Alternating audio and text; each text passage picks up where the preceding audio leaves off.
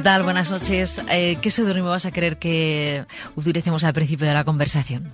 Marcobaldo. Marcobaldo.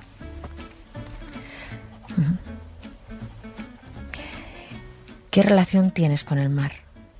Con el mar. Nací muy cerquita de allí.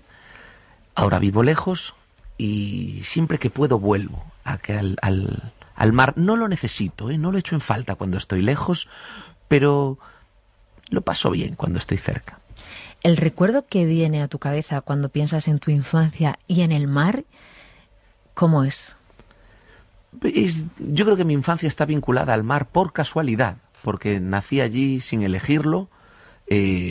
No hay un vínculo muy directo, pero sí que es cierto que al ser mi ciudad una ciudad costera, el que vive en una lo sabe, de vez en cuando toda la ciudad huele a salitre, huele al mar, huele a fresco, huele a humedad. Hay calles por las que te apetece pasear para escuchar el mar, para verlo y para olerlo. Y eso me llega cuando pienso en mi infancia y en la ciudad en la que sucedió. Vale, la calle, esa ciudad costera, A Coruña, huele a mar. Ahora cuéntame a qué huele tu casa de la infancia. Mi casa de la infancia huele a galletas con leche condensada, unas galletas que yo creo que a lo mejor ya ni se hacen, o si tienen el mismo nombre, los ingredientes serán distintos. La leche condensada, yo la estoy recordando en una lata abierta casi a mordiscos. Ahora esos envases sigue habiéndolos, pero son más escasos y han sido sustituidos por pomos estrujables, por blanditas botellas que uno puede apretar y echan un chorrito, pero aquella lata que se abría con un abrelatas que sonaba hacia y después ahí mojabas las galletas en la leche condensada o la dejabas gotear, eso ya los niños no lo conocen. Detrás de esta voz, la mayoría de los oyentes de la SER y que están escuchando esta noche El Faro han reconocido a Luis Piedrahita. ¿Por qué has utilizado el seudónimo Marcobaldo? Marcobaldo es el personaje de una novela, más una colección de cuentos de Italo Calvino, un autor italiano que además buceó muchísimo en la Edad Media. Tiene 3 obras que son El caballero inexistente, El vizconde de Mediado y ¿cuál era la otra? Y El varón rampante. 3 cuentos medievales maravillosos. Y Marcobaldo era un personaje que vivía en la ciudad, era un urbanita que rastreaba con afán de cerdo trufero en esa ciudad los pequeños vestigios de naturaleza que pudiera haber, una florecilla, la luna, que se podía ver cuando coincidían ciertos fenómenos de la ciudad, ciertos fenómenos urbanos, y él vivía de esos poquitos vestigios y destellos de naturaleza que encontraba en lo urbano. Te hemos traído a este programa que hoy gira sobre la Edad Media. Te voy a hacer solo una pregunta, que es la que estamos haciendo a los oyentes, que es ¿qué te atraería o qué te atrae de la Edad Media? Pero, a ver, teniendo en cuenta que a ti una vez te preguntaron de pequeño qué querías ser, de mayor, y dijiste yo, inventor de inventos. Sí, eso es. Y eso puede que sea lo más interesante de la Edad Media, que estaba todo por inventar. Y en ese lugar en el que casi todavía no había nadie, tampoco había las herramientas, pues sí que es cierto que la invención se apoya sobre los inventos anteriores, pero en ese lugar se podía inventar, estaba todo por inventar. Hay un problema también, que había gente allí que no dejaba inventar. Pero el recuerdo que tenemos de la Edad Media, las novelas de Italo Calvino, el relato, lo que podemos contarnos unos a otros de lo que fue la Edad Media, sin profundizar mucho en cómo se vivía allí de verdad, en el frío que hacía en invierno, en que si eras miope estabas perdido. Eso era terrible. Tú imagínate la miopía en la Edad Media, estabas condenado inventabas el impresionismo antes que las vanguardias. Imagínate la peste. La peste tenía que ser terrible, terrible. De repente que se quede diezmada toda tu ciudad, se muere el 75% de la gente que conoces. El 25% de las personas que quedan, más te vale llevarte bien con ellas. ¿Te estás condenado a llevarte bien con ellas o a extinguirse la humanidad? Tú imagínate los linces, que quedan 5. Un enfado puede llevar a la extinción de la raza. Totalmente. Llevarte mal con la única hembra o el único macho supone la extinción de una raza. Luis Piedrahita, Vamos a ir a un lugar, a una cuesta que tú bajabas de la calle Juan Flores. ¿Quedabas con Edu para coger el autobús del colegio, la ruta? Sí, efectivamente. ¿Y de qué hablabais, Edu y tú, en esa ruta? ¿Cómo recuerdas esos viajes al colegio? Hablábamos de todo, hablábamos de inventos, porque nos encantaba inventar. Recuerdo una vez que antes de ir esto no fue un día de colegio, no era yendo a la ruta, esto era más un fin de semana, y Edu me llama y me dice, Luis, ven corriendo. Nos separaba pues como una manzana, entonces me dice, Luis, ven corriendo. Digo yo, pero Luis, pero Edu, ¿qué quieres? No, ven. De esos momentos en los que llamabas por teléfono a una casa, me dice, pero ven. Sí, y le digo yo, vale, voy, no sé lo que es, pero voy corriendo. Bajo corriendo de mi casa, voy corriendo a la suya, el portero ya tenía la puerta abierta, entro, subo, llego a su piso, el séptimo izquierda era, la puerta de su casa ya estaba abierta, entonces entro como diciendo, aquí algo ha pasado grave. Entro hasta el final de la casa y él me espera en la puerta del dormitorio de su madre. Y me dice, ven. Y digo yo, ¿qué pasa? Entrar en el dormitorio de los padres, a esa edad, te hablo a los 9 años, era como entrar en terreno sagrado. Además, en zonas en las que de una casa que a lo mejor no habías estado nunca. Olía a cosas distintas, olía a esa seriedad adulta que haya como a cortinas, como a... Entonces entraba ahí y me dice, ven, y me lleva al cuarto de baño de la madre. Digo yo, ¿qué pasa? Y abre ese armarito de espejo que había en los cuartos de baño y me señala una caja que yo no sabía lo que era, eran tampones, y me dice, mira. Y los dos teníamos, al verlo, yo vi lo mismo que estaba viendo Edu, y no eran tampones. Nos miramos a la vez y decimos, dinamita. Habíamos visto aquellos cartuchos blancos con mechas y decimos, dinamita. Y yo le digo a Edu, mira, no sé muy bien por qué tu madre tiene dinamita, pero nosotros éramos unos amantes de los petardos y de las gamberradas de niño de 8 años, que era poner petardos en las cacas de los perros. Entonces dije, mira, yo no sé para qué tiene tu madre la dinamita, yo creo que podemos coger 1, 2, 3 cartuchos como mucho e ir a la plaza de San Pablo a ponerlo en las cacas de los perros. Y Edu dice, pues sí, vamos a coger 2 nada más, si no te importa, dos cartuchos. Entonces robamos con muchísimo cuidado, sin tocar nada, 2 cartuchos de dinamita marca Tampax en el cuarto de baño de la madre, y bajamos, pero como si lleváramos lo más peligroso, claro, creíamos que era dinamita, bajábamos con mucho cuidado en el ascensor, nos fuimos a la plaza de San Pablo y lo pusimos en una caca de perro. Entonces, claro, la idea es, esto va a explotar y va a matar todo lo que hay aquí en 1 kilómetro a la redonda, y lo va a regar de caca. Entonces, el honor es ya encender el petardo. Entonces digo, yo lo enciendo yo. Lo enciendo y claro, era algodón. Se quema un poco y para allá. Digo, espera, que se ha apagado, lo vuelvo a encender por el viento. Se acaba. Poco a poco iba quedando menos mecha y cuando ya quedaba muy poco, digo, Edu, mira, el honor, enciéndelo tú. Yo no me atrevía. Y llegó un momento en que, claro, no había mecha. Entonces dijimos, vamos a meterlo en una caja y prendemos fuego a la caja, y cuando esto explote será... Y no explotó. Entonces digo, vamos a romperlo y al menos aprovechamos la pólvora de dentro. Y cuando lo rompemos y hay algodón dentro, Edu me mira como diciendo, ¿qué es esto, Luis? Y yo le digo, Edu, creo que como tu madre guarda la dinamita en el cuarto de baño, con los vapores de la ducha se le habrá mojado. Entonces interesa que la avisemos. Tenemos que avisar a tu madre de que la dinamita que guarda está mojada, no vaya a ser que se vea en un problema. Y cuando dijimos que la dinamita que tenía estaba mojada, nos dijo, sí, claro que sí, ¿de qué queréis el bocadillo?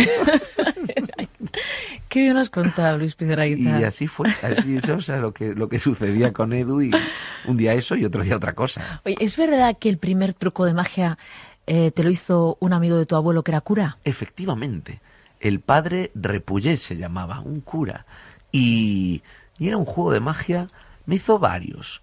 Uno que me explotó la cabeza, luego cuando estudié magia vi que era sencillo y que lo había hecho muy bien, y luego otro muy bueno, que yo todavía hago cuando tengo que deslumbrar a alguien, incluso a magos, y se quedan muy sorprendidos. Es un juego muy sencillo, muy bien estudiado por este señor que no sé ni dónde lo leyó y no lo estudió. ¿Él te contó el truco o lo descubriste tú? Él Él yo creo que me lo contó, o al menos me contó el principio en el que se basaba. Y yo luego lo reconstruí o lo hice un poquito mejor. Pero sí, él me lo contó, él me lo explicó. Él me lo explicó. ¿Qué dirías que es la ilusión? Bueno, a ver, la ilusión, cuidado con esto, porque para empezar es una palabra. Y como juega aquí un poquito la polisemia como mal amigo, la ilusión es la proyección de algo que no existe, pero también la ilusión es un deseo de algo.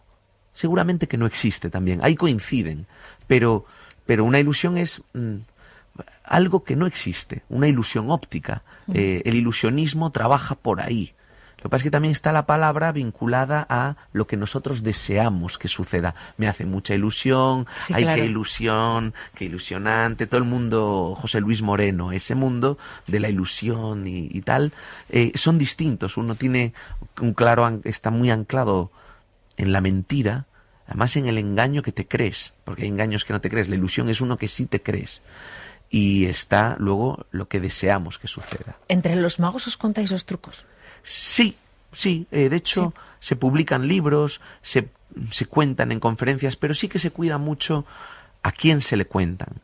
Intentas contarlo a magos que creas que lo pueden utilizar bien. No me refiero a que vayan a hacer, sino porque todavía no tenga la experiencia para hacer bien el juego. Eso es lo que quería decir. ¿Cómo fue ganar el premio en Hollywood, el Fellowship, que es como el Nobel de la magia en Estados Unidos? Pues eso fue completamente inesperado. Y mira, todo el origen, te lo cuento, sucedió de la siguiente manera. Me llamaron para hacer una conferencia en Los Ángeles, en Las Vegas, perdón, en uno de los encuentros de magia más importantes que hay en el mundo, que es el Magic Live. Es una reunión de magos, más de 2000 magos se reúnen allí, hay conferencias, ponencias y charlas. Yo hice una conferencia hablando de estos efectos de magia que hago en El Hormiguero, en los que se muestra una ilusión. Después se le pregunta al espectador cómo cree que está hecho y por último se le dan 3 opciones, una de ellas es real, pero las 3 son absolutamente surrealistas. Y el invitado tiene que elegir una y adivinar cómo está hecho el truco. Realmente es, ¿cómo crees que está hecho el truco? A, B, C. Eso es la estructura. El tema es que después se explica. Y yo muestro cómo está hecho ese truco. Y suele ser, de las 3 opciones, la más imposible. La más surrealista. La más surrealista de todos. Eso yo lo expliqué, lo conté en Las Vegas. Conté que mi intención era convertir, que en la magia, convertir la parte del método, que normalmente es secreta, convertir eso en el espectáculo. El método es el show. El efecto está muy bien, pero yo lo que quiero decir es que el método da igual, porque puede hacerse de cualquier manera. Yo puedo levitar un coche de cualquier manera. Doy 3 opciones surrealistas y luego te explico con cuál la he hecho. Esto se lo conté a los magos de allí, puse los ejemplos y se volvieron locos. Decían, pero qué bonito, qué maravilla, qué tal. Al año siguiente me llegó una carta de la Academia Mundial, el Magic Academy. Me llegó una carta con un membrete que te lo enseñaré, con unos búhos, parecía de Hogwarts, tal cual. Desde luego. Escrito en un inglés tan alambicado, tan elevado, que yo no lo entendía. Yo decía, in the behalf of the Ruskin, bla, bla. Digo, ¿qué coño pone aquí? Y yo creía que querían que diera otra conferencia o que actuara. Y dije, bueno, tal. Y llamo a un amigo y digo, mira, me han llamado de esto para actuar allí. Y dice, no es para actuar. A ver, léeme la carta otra vez. Mira, pone esto. Y dice, no, es que te han dado el premio. Es un premio al que uno no se presenta. Es como, por eso dicen que es como los Nobel de la magia. Uno no se presenta, no es como las Olimpiadas que tú vas a correr o los Oscar que presentas tu película. No, esto es más como los Nobel. Te llaman. Hay una academia, un gabinete de académicos, un board of trustees, que lo que hacen es observan la magia que sucede en el mundo, consideran cuál es la que está aportando algo al panorama y llaman a esa gente. Y claro, me llamaron, yo no me lo creía. Digo, ¿pero cómo? Claro. O sea, voy a estar en la misma lista que René Laván o que los magos a los que yo más admiro, Tamariz, y Tamariz es el único español que tiene ese premio. Bueno, ¿y tú? Y sí, de hecho, Tamariz lo tiene 2 veces. Es muy bueno.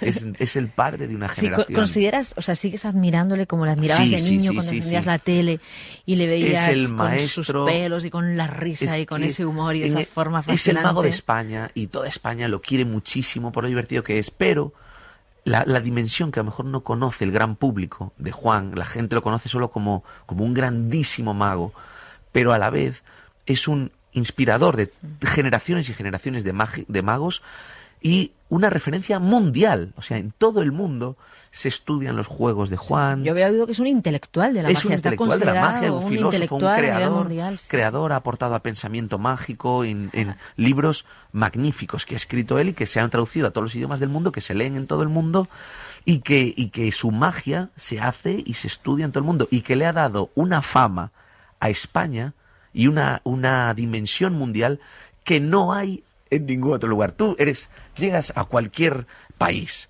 ves, hay varios magos reunidos allí, en cuanto se enteran que eres español, guardan las barajas de cartas y dicen, a ver qué hace este tío, porque si es español va a hacer algo espectacular, y eso se debe a la escuela de Tamariz, del maestro Ascanio, que fue el maestro de Juan, de Pepe Carroll, del mago Miguel, de un montón de magos que hay que son una maravilla. Bueno, Luis Piedrahita, nos quedaríamos toda la noche charlando aquí a la luz del faro, sí, pero tenemos que despedirnos y siempre pregunto a mis gatopardos, ¿quién ha sido o es el faro de su vida? ¿Quién o qué?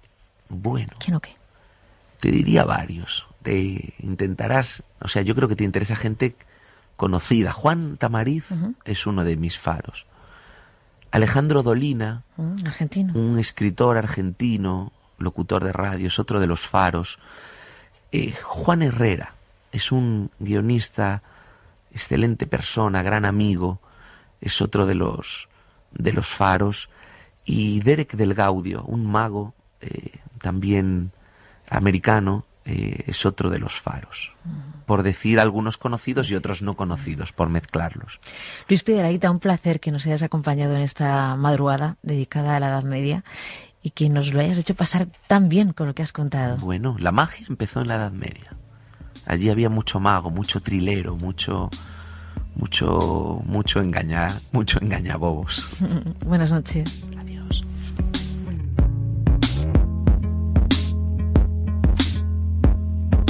Call it magic,